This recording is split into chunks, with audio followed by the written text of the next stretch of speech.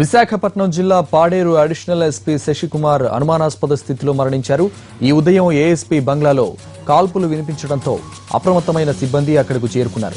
రక్తపు మడుగులో పడి ఉన్న శశికుమార్ ను ఆసుపత్రికి తరలించారు. అయితే అప్పటికే ఏఎస్పీ మృతి చెందినట్టు వైద్యులు వెల్లడించారు.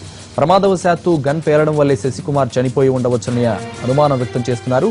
2012 బ్యాచ్ కు చెందిన శశికుమార్ 3 నెలల క్రితమే పాడేరు ఏఎస్పీగా బాధ్యతలు స్వీకరించారు. అంతకుముందు ఆయన కర్నూలు జిల్లా ఆళ్లగడ్డ ఏఎస్పీగా పనిచేశారు.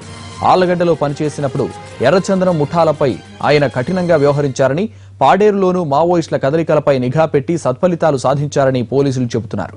మరోవైపు శశికుమార్ ఆత్మహత్య చేసుకుని ఉంటారన్న అనుమానం కూడా వ్యక్తమవుతోంది. విషయం తెలుసుకున్న పోలీసు ఉన్నతాధికారులు విశాఖ నుంచి పాడేరుకు బయలుదేరారు. ఐటీడీఏ ప్రాజెక్టు అధికారి హరినారాయణన్ పరిస్థితిని పర్యవేక్షిస్తున్నారు.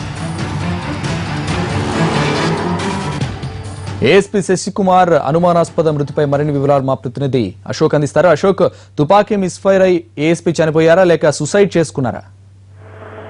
ప్రమాదవశాత్తు విశాఖ జిల్లా పాడేరు ఏఎస్పీగా పనిచేస్తున్న శశికుమార్ తుపాకీ పేలి మృతి చెందారని సమాచారం. అయితే ప్రధానంగా చూసాక అంటే ఉదయం 6:30 గంటల సమయంలో ఏఎస్పీ కార్యాలయంలో ఒక్కసారిగా శబ్దం వచ్చింది. అయితే మావోయిస్టు ప్రభావిత ప్రాంతం కావడంతో వెంటనే అక్కడున్న సిబ్బంది అంతా అలర్ట్ అయ్యి అయితే కార్యాలయంలోకి చూసే సమయానికి ఏఎస్పీ తన ఛాంబర్ లోనే కుప్పకూలిపోయిన పరిస్థితి అయితే కనబడుతుంది. మొత్తం రక్తపు మడుగులో ఉన్న అతను వెంటనే హుటాహుటిన స్థానికంగా సమీపంలో ఉన్న ఆసుపత్రికి తరలించారు. అయితే మార్గం మధ్యలోనే శశికుమార్ మృతి చెందిన పరిస్థితి అయితే ఉంది.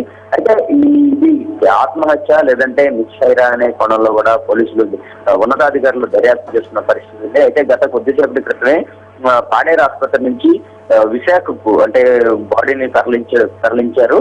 అయితే ఇక్కడికి రావడానికి మరొక 2-3 గంటల సమయం పడుతుంది. అయితే శశికుమార్ చూస్తే కనుక శశికుమార్ 2012 బ్యాచ్ ఐపీఎస్ బ్యాచ్ కి సంబంధించిన అధికారి. అయితే తన స్వస్థలం తమిళనాడులోని ఈరోడ్ జిల్లా, అలాగే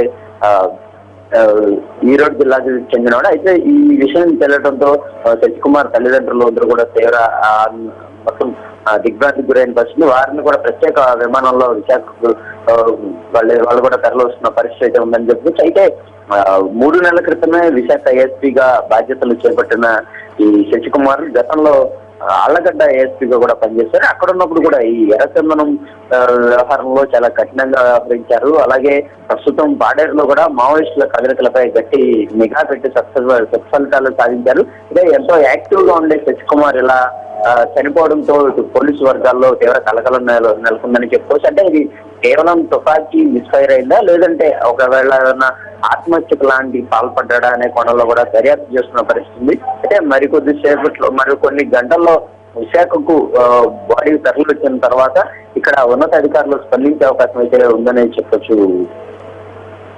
ఓకే అశోక్.